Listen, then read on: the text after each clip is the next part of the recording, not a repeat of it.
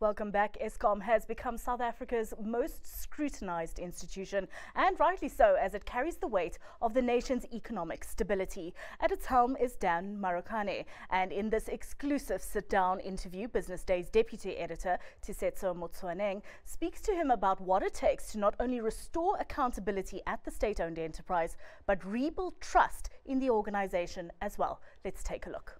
As I've said before, what made me, I used to be with the business before. I was with the utility back between 2010 and 2015. I left in 2015. I was out there in the private sector. Like most South Africans, or all South Africans, I also endured the wrath of load shedding, its intensity and frequency that was up in 2022, 2023 financial year.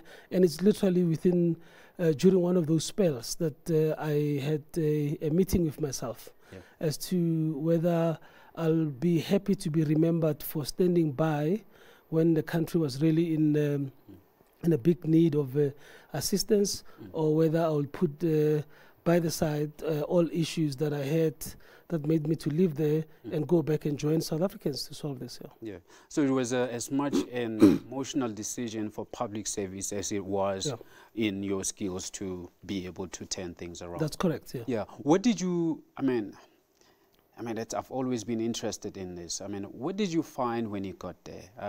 Did you find some things and then you were like, you know what, some people were right, that I'm crazy, this is intractable? Yeah, look, it was a different business compared to the one that I left back in 2015, or the one that I really spent a lot of time in deeply between 2011 and 2015.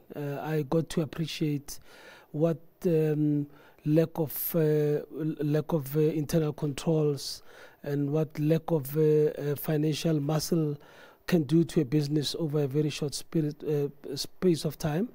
I also got to appreciate how low employee morale can really lead to an environment that is unpalatable to be in. I got to appreciate the role of leadership in giving staff a reason to exist and to really look forward to their contributions within the workspace and be comfortable that whilst today they may experience some pain, hard work will eventually pay. So it's a lot of things that I took for granted before, or that I didn't quite appreciate how deep the well-seated within the business came to the fore. Yeah.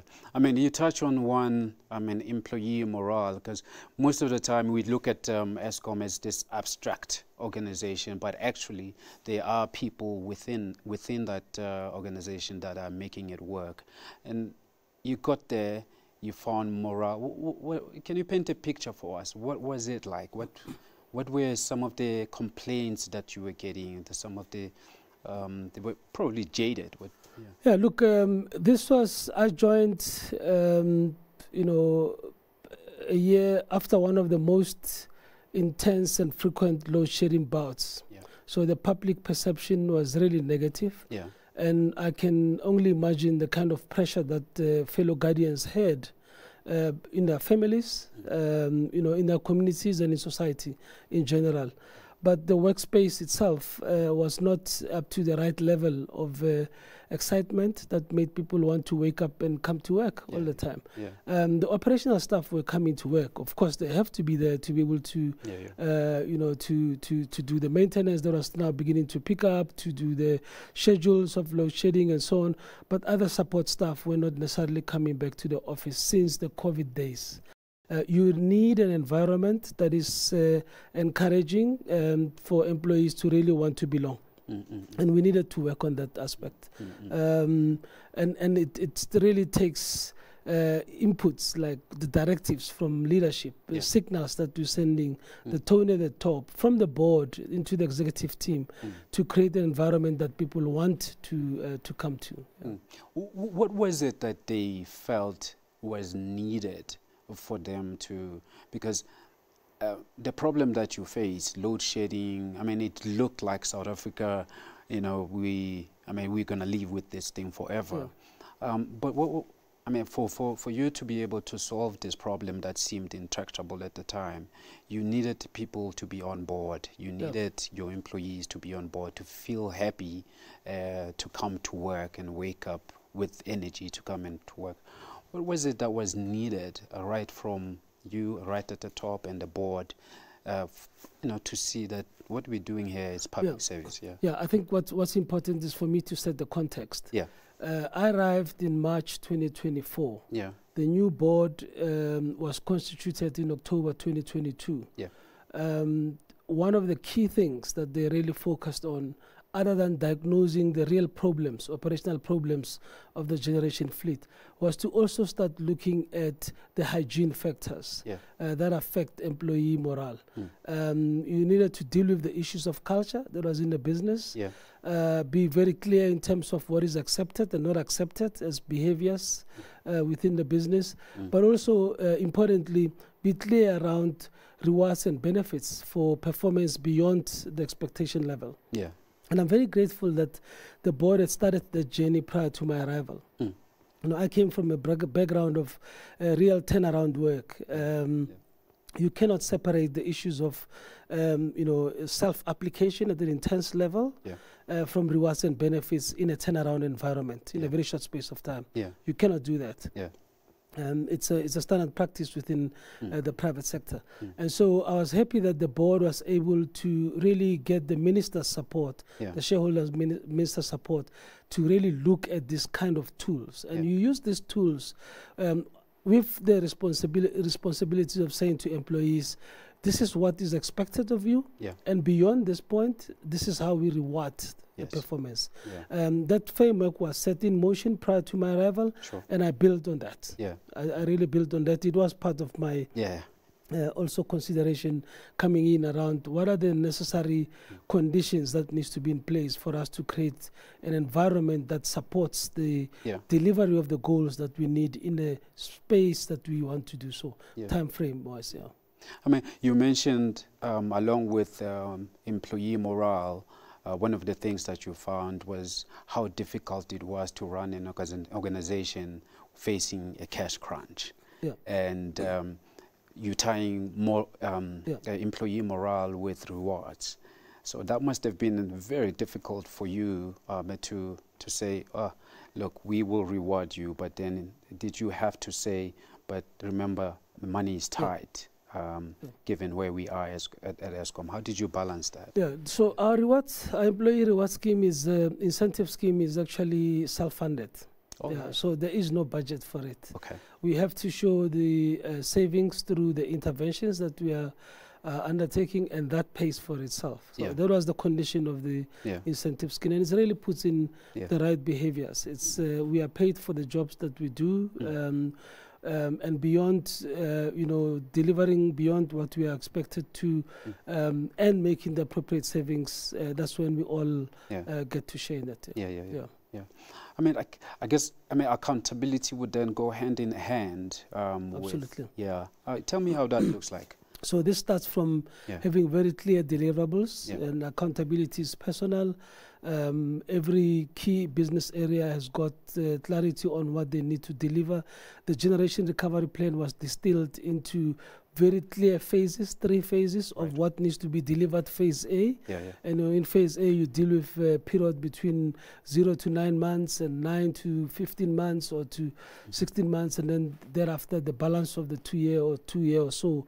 We know there are very clear deliverables that needed to be reached, and those translate to improvement in the one KPI that you see. It's the EAF or the lights being on. So all of those build up towards that one key important indicator of performance. I mean, did you have the labor support, like a labor union support in terms, because once you have things like accountability and deliverable, and if you're not able to deliver, then you have some lever to pull that might put you in a collision course with the labor movement. What was that? So one of the most important interventions was actually a 3-year salary increase agreement that was reached with labor to ensure that issues relating to salary increases are not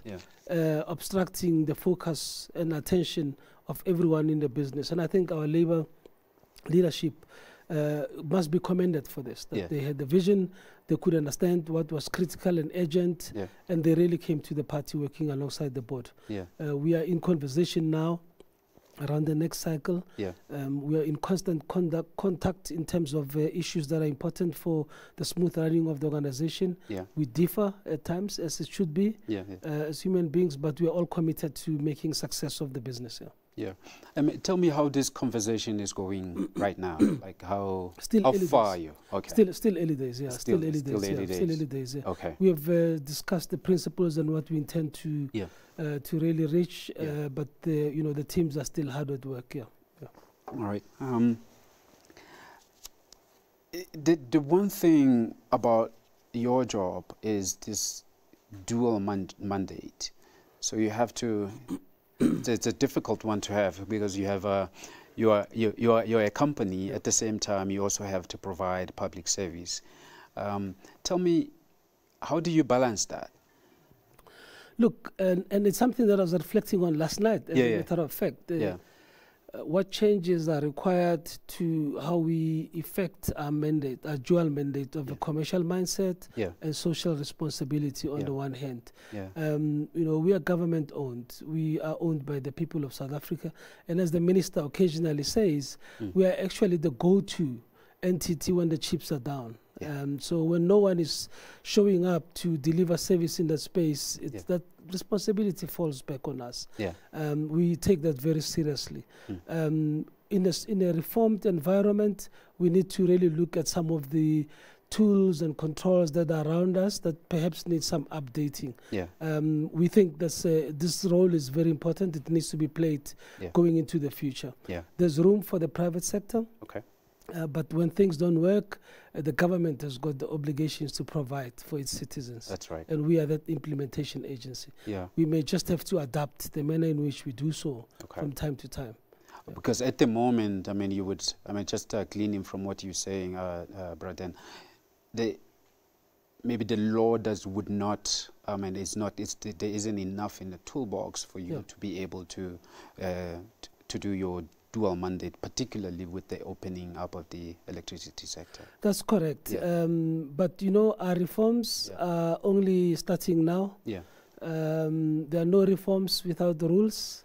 We've been very clear that we need to spend as much time as possible and go into as much depth as practical in as far as formulating rules that should manage the reforms. The rules force all of us to reflect on what are the principles that we wanted to protect in the first instance, and how do we allocate responsibilities under those reform circumstances. And I think if we engage meaningfully like we are doing now with the NERSA-led process, we'll find rules that are suitable for the transition phases that we are still going to go through. Many countries have gone through reforms like ours. The current rules are not exactly the same as when they started. They've had many iterations of those because they understood in principle what they wanted to achieve. And for us as well, there are things that we want to see changed. The introduction of the market requires us to really relook at the tariffs, unbundled tariffs. Without unbundled tariffs, you cannot have a market. You have to ensure that when you have this kind of reforms, you understand who's your supplier of last resort. How do you protect the poor? How do you ensure that you carry capacity and is paid for appropriately? These are the things that previously we didn't have to think about as South Africa, and now we need to do so. Can you touch on a little bit more on this supplier of last resort? Just give me a little bit more. Let me give you a practical example today and yesterday and the weekend. Joburg, the sun has not been shining here, and many of my friends who've got PV rooftops, all of them have been showing me on their gadgets that they're drawing from the grid. That grid capacity, we're maintaining it, we're keeping it for those days when the sun is not shining or the wind is not blowing. But that grid capacity, on a day when it's shining, you may actually mistakenly say it's not needed. It needs to be, nobody should pay for this. Somebody has to pay for that capacity. We are a battery of the country. So we need to really understand the issues of capacity, and we also need to understand the issues of utilization that we have to pay for. That's just a small piece of a much longer interview, and you can watch that by heading over to Business Day. That's businessday.co.za. And you can click on the news tab where a list of all our great news content will appear, and you can then select the interview from there.